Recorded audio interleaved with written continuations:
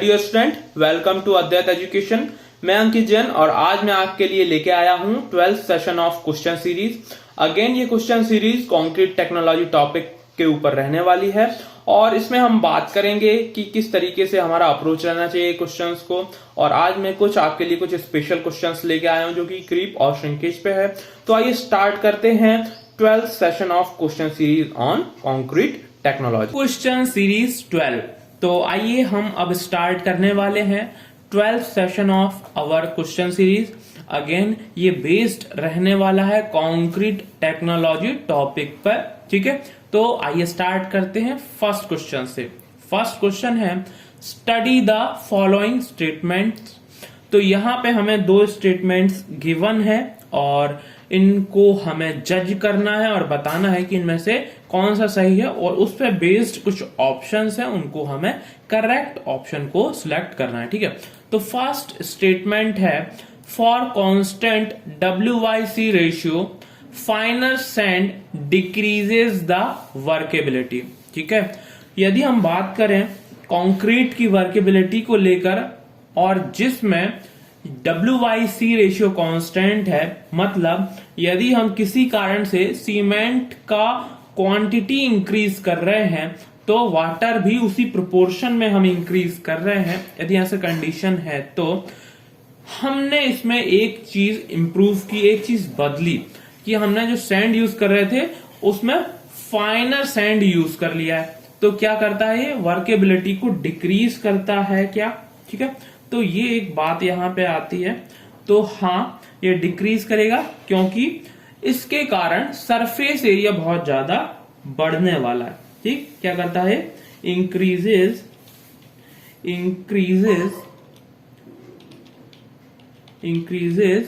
Surface area, ठीक है। तो ओवरऑल ये एक सरफेस एरिया को इंक्रीज कर देता है, जिसके कारण क्या होता है, वाटर का एट ऑल जो रिक्वायरमेंट है, इफेक्टिव रिक्वायरमेंट जो कि वर्केबिलिटी को फैसिलिटेट करने वाला था, अब वो फैसिलिटेट ना करके क्या करता है, इसको लिब्रिकेट करने में यूज होता है और ओवरऑल जो वर्केबिलिटी है वो डिक्रीज होती हुई हमको दिखती है, ठीक है। नेक्स्ट स्टेटमेंट है creep is the deformation of concrete under sustained loading, ठीक है। तो ये एकदम बिल्कुल सही स्टेटमेंट है, ठीक। तो क्रीप क्या है, क्रीप एक्चुअली एक तरीके का डिप्रेशन, एक स्ट्रेन है किसी भी स्ट्रक्चर में, ठीक है, जो किसके कारण होता है, जो सस्टेन्ड लोडिंग के कारण होता है। मतलब बहुत ही टाइम तक यदि हम एक लोड से स्ट्रक्चर को सप्रेस करते हैं तो एक जो इलास्टिक जोन है जिसके कारण उसमें इलास्टिसिटी ऑफ स्ट्रक्चर के कारण एक डिफॉर्मेशन दिखता है लोडिंग के कारण, और विद द टाइम उसी लोड के लगे रहने के कारण अगेन एक और हमें डिप्रेशन या एक स्ट्रेन देखने को मिलता है जिसको कहा जाता है क्रीप स्ट्रेन, तो यहाँ पे हम बोल सकते हैं कि ये स्टेटमेंट भी एकदम सही है। तो यहाँ पे दोनों स्टेटमेंट्स हमारे सही हैं। तो यहाँ पे हम बोल सकते हैं कि ऑप्शन ए में है ओनली 1, ऑप्शन बी में है ओनली 2, ऑप्शन सी जो है बोथ 1 and 2, ठीक है। तो यहाँ पे ऑप्शन सी जो है करेक्ट होने वाला है, ठीक है। Option C is the correct answer of this question, ठीक है। ऑप्शन डी है नाइदर 1 nor 2 इज ट्रू, ठीक है। तो यहाँ पे हमें इजीली पता चल जा रहा है कि जो ऑप्शन सी है बोथ 1 and 2 आर करेक्ट। तो option C is the correct answer of this question. अगले क्वेश्चन की तरफ हम प्रोसीड करते हैं। अगला क्वेश्चन है the static modulus of elasticity of concrete for short term loading में भी डिराइव्ड एज। तो जैसे यहाँ पे कुछ ऑप्शंस हमको देखने को मिल रहे हैं, तो यदि हम बात करें कि एज पर IS कोड 456/2000, तो जो short term modulus of elasticity है, वो क्या होता है, वो होता है 5000 5000 FC के 5000 रूट FC के होता है, ठीक है। वो क्या होता है 5000 रूट FC के होता है। तो यहाँ पे हमें कई सारे ऑप्शंस गिवन है, 4800 रूट FC के, 5000 रूट FC के, 5200 रूट FC के, 5500 रूट FC के, ठीक है। तो यहाँ पे हमको क्या सिलेक्ट करना है, ऑप्शन बी सिलेक्ट करना है। तो ये तो क्वेश्चन एक्चुअली ये डायरेक्ट क्वेश्चन हो गया, पर यहाँ पे हमें एक चीज इसको ध्यान रखनी चाहिए, स्पेशली ये applicable for short term time, short period of time के लिए ये एप्लीकेबल होता है। एप्लीकेबल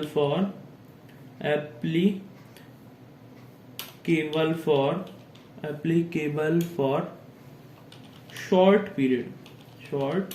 पीरियड, ठीक है। तो ये चीज हमको यहाँ पे ध्यान रखना। तो यहाँ पे हम बोल सकते हैं option B is the correct answer of this question, ठीक है। अगले क्वेश्चन की तरफ हम प्रोसीड करते हैं। अगला क्वेश्चन है the permanent deformation of concrete with time under study load is called, ठीक है। तो यहाँ पे हमको अगेन जो हमने कुछ टाइम पहले बात की थी उसी बात को टिल्ट करके बोला जा रहा है। एक बार हम क्या करते हैं, ऑप्शंस को भी पढ़ लेते हैं। ऑप्शन ए है विस्को इलास्टिसिटी, ऑप्शन बी है विस्कोसिटी, ऑप्शन सी है क्रीप और ऑप्शन डी है रिलैक्सेशन, ठीक है। ऑप्शन डी है रिलैक्सेशन। तो यदि हम क्रीप के बारे में बात करें तो हमें पता है क्रीप से क्या होता है, एक सस्टेन लोडिंग यानी कि एक स्टैटिक लोडिंग, एक स्टडी लोडिंग के कारण समय के साथ उसमें स्ट्रेन्स आने लगते हैं स्ट्रक्चर में और ये परमानेंट डिफॉर्मेशन होता है, ठीक है। ये क्या होता है, परमानेंट डिफॉर्मेशन होता है। तो यहाँ पे कुछ नहीं किया है, बस लैंग्वेज को थोड़ा सा चेंज कर दिया है, परमानेंट डिफॉर्मेशन बोल दिया है और टाइम बेस्ड स्टडी लोडिंग की बात की है, मतलब सेम चीज ही बोली जा रही है, ठीक है।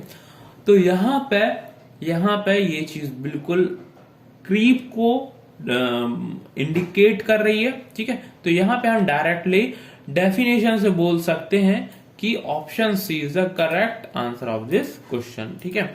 Option C is the correct answer of this question. यहाँ पे हम देख रहे हैं कि क्रीप पे बेस्ड क्वेश्चन आ रहे हैं। तो यदि फ्यूचर की हम बात करें तो हमें क्या सोचना चाहिए, कैसे हमको क्रीप फिनोमेना को पढ़ना चाहिए, यदि इससे टाइम बेस्ड कोई फॉर्मूला हो सकता है तो वो भी हम याद रख सकते हैं। उसकी फ्यूचर पॉसिबिलिटी बनती है कि उस पर बेस्ड कोई क्वेश्चन आ जाए, ठीक है। तो ये भी हम याद रखेंगे। अगले क्वेश्चन पे प्रोसीड करते हैं। अगला क्वेश्चन है the concrete cubes are prepared, cured and tested according to Indian standards codes number, ठीक है। तो अब यहाँ पे एक फैक्चुअल क्वेश्चन आया। फैक्चुअल क्वेश्चन ऐसा क्वेश्चन है जिसको इन जनरली लोग ध्यान नहीं रखते हैं, इसको सॉल्व करने में भी ज्यादा टाइम नहीं लगता है और ये हमें याद रहना चाहिए, ठीक है। तो यहाँ पे मैं बात करता हूं कि यदि हमें कॉन्क्रीट क्यूब को प्रिपेयर करना है, ठीक है, क्योर करना है, टेस्ट करना है अकॉर्डिंग टू इंडियन स्टैंडर्ड, तो कौन सा कोड यूज करेंगे। तो हम इसमें बोल सकते हैं कि यदि हमें इस वे में जाना है तो हम क्या कर सकते हैं, IS कोड हम यूज करेंगे, IS कोड 516, ठीक है। तो यहाँ पे ऑप्शन बी में गिवन है, IS कोड 516। अच्छा, यहाँ पे हमें एक चीज और ध्यान रखनी चाहिए और वो ये कि हम इन सब वैल्यूज को कैसे याद रखें। ऐसे तो बहुत सारे कोड्स हैं, तो हम ऐसा किन किन कोड्स को याद रखें, तो ये एक कंफ्यूजन वाली चीज हो जाती है। अच्छा, इस चीज का सॉल्यूशन एक है कि जब हम जैसे जैसे हम चीजों को पढ़ते जाते हैं, जो भी हमारा सिलेबस है उससे रिलेटेड जो भी कोड्स हैं हमें उनको एक जगह लिख के रख लेना चाहिए। जैसे कि हमने कंक्रीट की स्ट्रेंथ के बारे में एक टेस्ट पढ़ा, कंप्रेसिव स्ट्रेंथ टेस्ट, ठीक है। तो उसको हम पढ़े और उस कोड, उससे रिलेटेड कोड को एक जगह लिख लें, ठीक। फिर टेंसाइल स्ट्रेंथ टेस्ट या स्प्लिट टेंसाइल स्ट्रेंथ टेस्ट लिखा और फिर से उससे रिलेटेड कोड को लिख लिया जाए। तो ऐसे ओवरऑल जब हम पूरा कॉन्क्रीट कंप्लीट करेंगे तो हो सकता है हमारे पास 20 to 30 कोड्स के नंबर्स हों, ठीक है, और वो हम क्या कर सकते हैं, याद रख सकते हैं। तो ये वैल्यू ज्यादा बड़ी नहीं है 20 to 30 कोड्स की, और एक या दो क्वेश्चन तो इससे रिलेटेड आ ही जाते हैं डिफरेंट एग्जाम्स में। तो ये एक चीज बहुत बेनिफिशियल हो जाएगी। टाइम टू टाइम जब हम इसको करते रहेंगे तो हमारी आदत में रहेगा और हम उसको याद भी रख पाएंगे। तो इस तरीके से हम बोल सकते हैं कि हम इस चीज को ओवरकम कर सकते हैं, इस याद करने वाली चीज को, ठीक है। तो यहाँ पे option B is the correct answer of this question, ठीक है। अगले क्वेश्चन की तरफ हम बढ़ते हैं। अगला क्वेश्चन है Poisson's ratio of cement concrete, ठीक है। तो यहाँ पे हमें पता है पॉइजन्स रेशियो क्या होता है। पॉइजन्स रेशियो होता है जो lateral strain upon longitudinal strength का रेशियो होता है, ठीक है। अब हमें यहाँ पे अगेन ये एक फैक्चुअल क्वेश्चन है। कई बार ये देखा गया है कि फैक्चुअल क्वेश्चंस जब आते हैं तब बच्चों के नंबर्स कम हो जाते हैं और उनका एक जो कट ऑफ वैल्यू है एग्जाम का वो भी थोड़ा कम जाता है। कई बार कुछ एग्जाम्स में ऐसा भी देखा गया है कि यही क्वेश्चंस डिसाइडिंग भी होते हैं। तो अब हमें क्या करना चाहिए, हमें इन क्वेश्चंस को भी करना है, इनसे रिलेटेड फैक्ट्स को भी याद रखने की कोशिश करना है। तो यहाँ पे मैं क्या कर रहा हूं, कुछ जो इम्पोर्टेंट पॉइजन्स रेशियो को लिख रहा हूं, ठीक है। कुछ इम्पोर्टेंट पॉइजन्स रेशियोज को मैं लिख रहा हूं, ठीक है। पॉइजन्स रेशियो को मैं लिख रहा हूं, ठीक। तो अब हम देखेंगे कि कुछ इम्पोर्टेंट हमारे पास यहाँ पे चीजें हैं, उनको हम देखेंगे कौन सी इसमें से हमारे लिए हेल्पफुल हैं, ठीक है। तो यहाँ पे सबसे पहले मैं कंक्रीट का ही बताता हूँ आपको। कंक्रीट का पॉइजन्स रेशियो होता है 0.1 से 0.2 के बीच, ठीक है। अब यहाँ पे हम एक बात देख रहे हैं कि कंक्रीट की कोई एक फिक्स वैल्यू यहाँ पे शो नहीं कर रहा है। अच्छा, कंक्रीट हमें पता है कि डिफरेंट तरीके का कंक्रीट भी हो सकता है, M20 हो सकता है, M25 हो सकता है, ठीक है। M20, M25 and so on. तो डिफरेंट टाइप का कंक्रीट होने के कारण क्या होता है, इसका जो मटेरियल है वो थोड़ा चेंज होता जाता है, उसकी प्रॉपर्टी चेंज होती जाती है।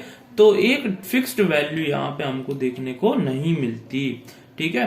तो नेक्स्ट हम बात करें, स्टील भी हो सकता है, ठीक। स्टील भी एक इम्पॉर्टेंट मटेरियल है जिसका फ्यूचर में इससे रिलेटेड ये वैल्यू पॉइजन्स रेशियो पूछा जा सकता है। तो ये भी हमको याद होना चाहिए। एज अ सिविल इंजीनियर हमको आरसीसी में बहुत ज्यादा यूज होता है स्टील का, तो उसका भी हमको याद होना चाहिए। क्योंकि यहाँ पे एक चीज हम देखेंगे, स्टील जो है वह काफी एक रिफाइंड मटेरियल है, उसमें फ्लक्चुएशंस कम होते हैं। तो ये रेंज देखिए उतनी ज्यादा डेविएट नहीं कर रही है, ठीक है।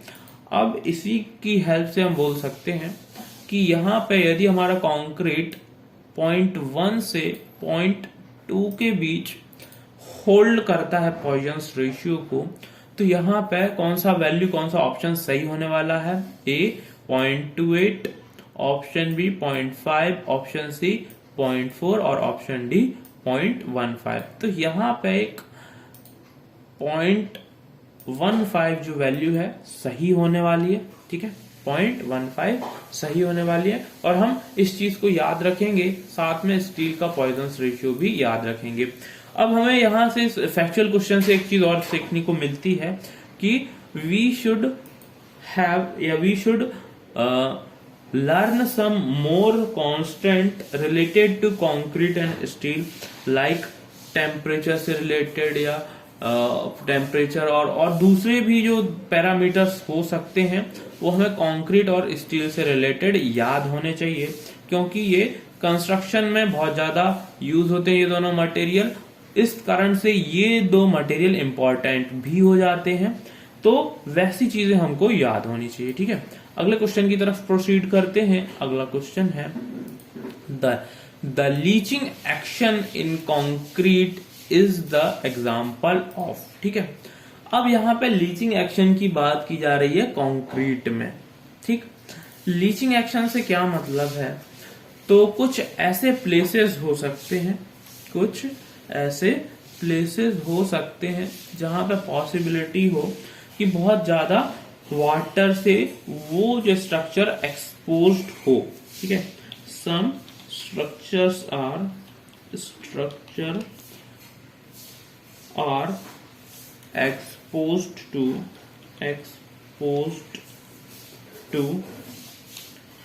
wet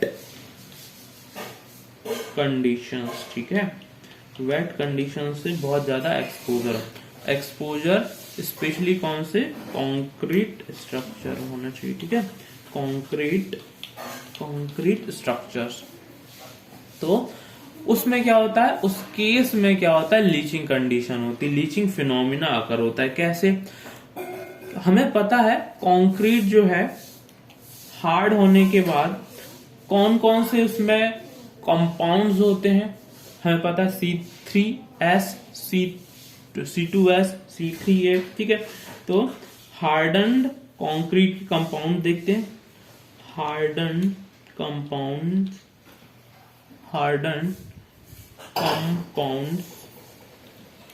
ऑफ कंक्रीट कौन कौन से होते हैं, तो हमें पता है कि ये होगा C3S, C2S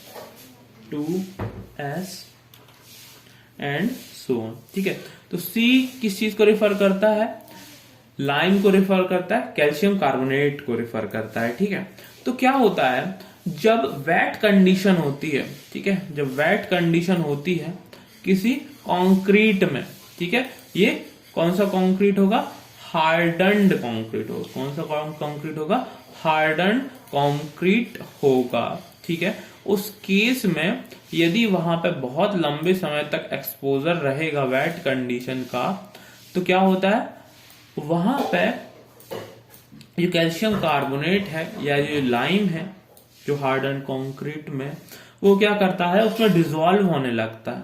ठीक है, ठीक है, वाटर में डिसॉल्व होने लगता है, उसी कारण उसका डीकम्पोजिशन या डिट्रियोरेशन होने लगता है कंक्रीट का।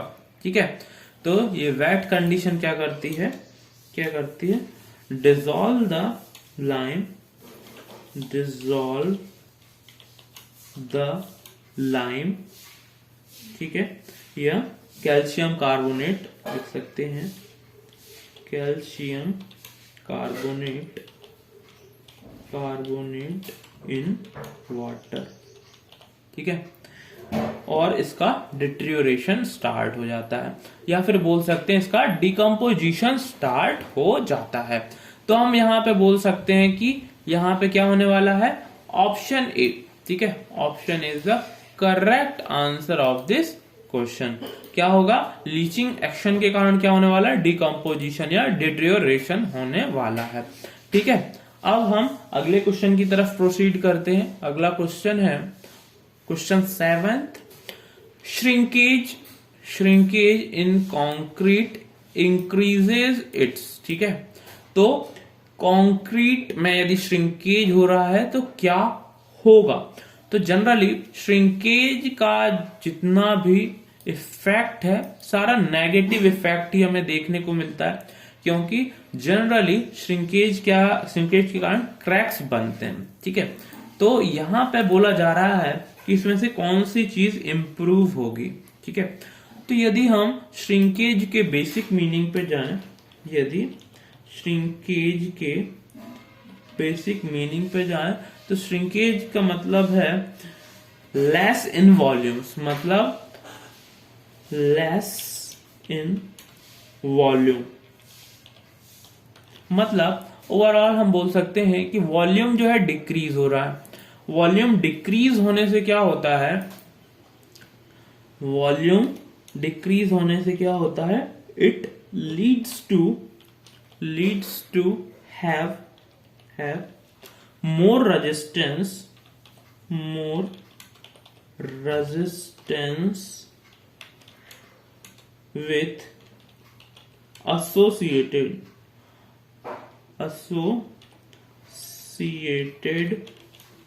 reinforcement, ठीक है, reinforcements, ठीक, इतना क्लियर है। यदि हमारा वॉल्यूम कम होगा तो क्या होगा, इसके कारण एक रेजिस्टेंस क्रिएट होगा, बहुत ज्यादा क्या होगा, उसको जकड़ लिया जाएगा, जितने भी रीइंफोर्समेंट है यहाँ पे उनको जकड़ लिया जाएगा और उन पे एक नॉर्मल जो लोड लग रहा था वो बढ़ेगा, ठीक है। तो हम बोल सकते हैं कि यदि हम उसको लोड देके खींचना चाहे तो वो थोड़ा और डिफिकल्ट हो जाएगा। तो ओवरऑल हम बोल सकते हैं कि जो बॉन्ड स्ट्रेंथ है वो एनहेंस हो रही है कंक्रीट की, ठीक है। तो हम एक फुल सेंस में ये नहीं बोल सकते यदि श्रिंकेज हो रहा है तो पूरी तरीके से हमारे लिए नेगेटिव इफेक्ट्स ही लेके आ रहा है, बट कुछ यहाँ पे हमको पॉजिटिव इफेक्ट्स भी देखने को मिल रहे हैं। कंक्रीट की बॉन्ड स्ट्रेंथ यहाँ पे इंक्रीज होते हुए दिख रही है, ठीक है। तो यहाँ पे हम आसानी से बोल सकते हैं कि बॉन्ड स्ट्रेंथ इंक्रीज होने वाली है, ठीक है। अच्छा, और दूसरे ऑप्शंस पे भी एक बार देख लें। यदि कंप्रेसिव स्ट्रेंथ है, क्योंकि क्रैक्स प्रोड्यूस होंगे तो कंप्रेसिव स्ट्रेंथ कम हो जाएगी, फ्लेक्सुरल स्ट्रेंथ भी कम होगी, अगेन क्रैक्स प्रोड्यूस हो रहा है, टेंसाइल स्ट्रेंथ भी क्या होगी, कम होगी। तो यहाँ पे option A bond strength is the correct answer of this question.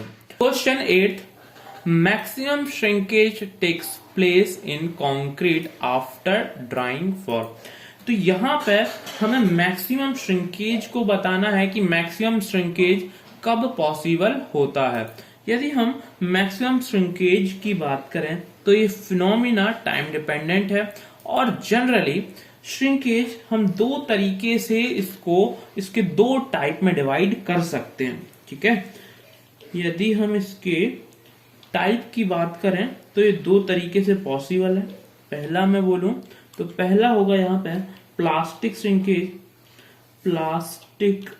Shrinkage और दूसरा मैं बात करूं तो दूसरा होगा यहाँ पे ड्राइंग श्रिंकेज, ठीक है। दूसरा होगा ड्राइंग श्रिंकेज, ठीक। अब ये कब होते हैं इनको भी थोड़ा हम देख लेते हैं। प्लास्टिक श्रिंकेज, जनरली जो प्लास्टिक श्रिंकेज है जब कंक्रीट एक फ्रेश स्टेज में होता है और उसमें जो वाटर एक्सेस होने के कारण इवेपोरेशन होता है, तब उसमें जो वाटर के इवेपोरेशन के कारण श्रिंकेज होता है वो प्लास्टिक श्रिंकेज कहलाता है। तो ये कब अकर होता है, अकर्स इन वेट स्टेज, ठीक है। अब हम बात करें यदि ड्राइंग श्रिंकेज का तो ये कब अकर होता है, ये एक जनरली जब पोर्स में जेल्स जो बनते हैं उनके इवेपोरेशन के कारण होता है। और ये जो कंडीशन है, जो टाइम यहाँ पे चल रहा है, टाइम स्केल चल रहा है, जब काफी हद तक कंक्रीट हार्डन्ड स्टेट में पहुंच चुका होता है। तो इसमें हम लिख सकते हैं कि अकर्स इन हार्ड स्टेज, ठीक है। तो अब यहाँ पे बात करें तो ये बहुत ही जल्दी होता है, ठीक है, बहुत ही इनिशियल स्टेजेस में होता है। और ये वाला श्रिंकेज जैसे जैसे कंक्रीट हार्ड होता जाता है और टाइम के साथ ये भी होता रहता है। ये जो जेल्स हैं, जो हाइड्रेशन रिएक्शन है उसमें जो जेल्स प्रोड्यूस होते हैं उनके इवेपोरेशन के कारण होता है और ये टाइम के साथ कम होता जाता है, ठीक है। टाइम के साथ हमें पता है हाइड्रेशन रिएक्शन कम होती जाती है, इसके कारण ये भी कम होता जाएगा। यदि प्लास्टिक श्रिंकेज की बात करें तो प्लास्टिक श्रिंकेज कब अकर होता है, जब वेट स्टेज में होता है। तब अब हम यहां से देख सकते हैं कि इनिशियली जो 28 दिन 28 डेज है उसमें प्लास्टिक श्रिंकेज तो पूरा का पूरा ही कंप्लीट हो जाता है और ड्राइंग श्रिंकेज शुरुआत के टाइम में ज्यादा होता है और विद द टाइम कम होता जाता है।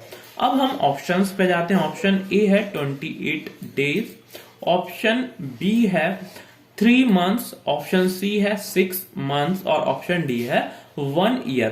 तो यदि हम बोले हाइड्रेशन रिएक्शन 28 डेज तक 80% 85% तक अचीव हो जाती है, अल्टीमेटली हम बात करें तो ड्राइंग श्रिंकेज जो है वो भी काफी हद तक 28 डेज में ही कंप्लीट हो जाता होगा, और कुछ जो है उसका फ्रैक्शन पार्ट बचा होगा वो आगे भी कंटिन्यू रहेगा, पर हमें पता है इसका रेट कम हो जाता है तो आगे वो बहुत ही कम अकर होगा।